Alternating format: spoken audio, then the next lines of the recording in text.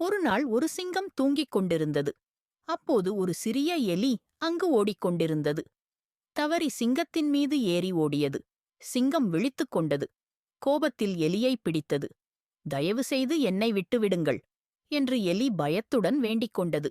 ஒருநாள் நானும் உங்களுக்கு பயனாக இருப்பேன். சிங்கம் சிரித்தது.